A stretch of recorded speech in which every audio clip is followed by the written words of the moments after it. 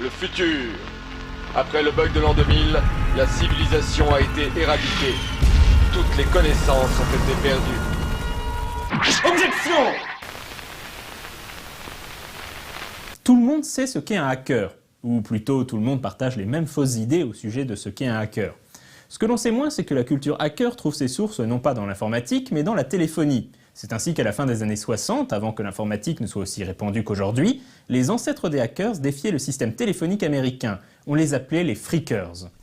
Le phreaker, ou simplement freak, doit son nom à la contraction de phone et de freak, qu'on peut traduire par un maniaque du téléphone.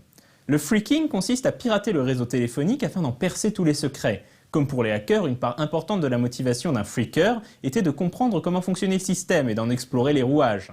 Le mouvement phreaker, si l'on peut dire, est né à la fin des années 60 comme un sous-courant du Youth International Party, un parti de jeunes révolutionnaires prônant la contre-culture et le rejet de l'autorité au travers d'actes aussi symboliques que théâtraux.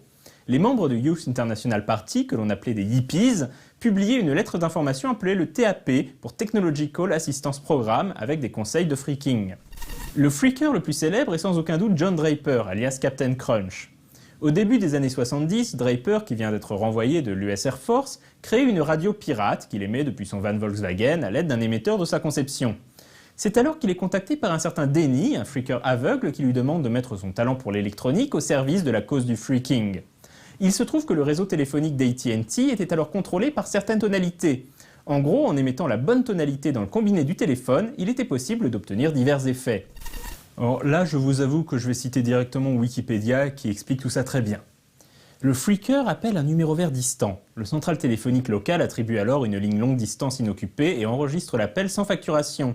Avant que le central distant appelé ne décroche, le phreaker émet la tonalité 2600 Hz, faisant croire à la ligne interurbaine qu'il a raccroché et qu'elle est désormais libre d'accepter un autre appel, alors que le central local du phreaker n'a reçu aucun signal indiquant que l'appel est terminé. Disposant toujours d'une ligne inoccupée, il compose alors le vrai numéro qu'il désire appeler, le central croyant qu'il s'agit toujours d'un appel sur numéro vert.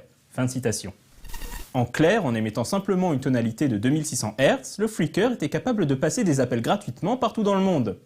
John Draper et ses amis phreakers sont alors découvrir qu'un sifflet offert avec les céréales Captain Crunch émet précisément la bonne tonalité. De cette découverte, Draper, désormais surnommé Captain Crunch, va tirer la Blue Box, un appareil lui permettant de reproduire toutes les tonalités utilisées par le réseau AT&T. Évidemment, lorsqu'AT&T prend conscience de ce que les phreakers ont mis au point, ils durent revoir en profondeur leur système téléphonique pour empêcher le piratage de leurs lignes. Le magazine Esquire consacra un article à John Draper et celui-ci finit par être arrêté en 1972 pour fraude téléphonique. Il reste encore aujourd'hui une figure légendaire de la scène hacker et de nombreux hackers perpétuent encore à ce jour le pseudonyme Captain Crunch.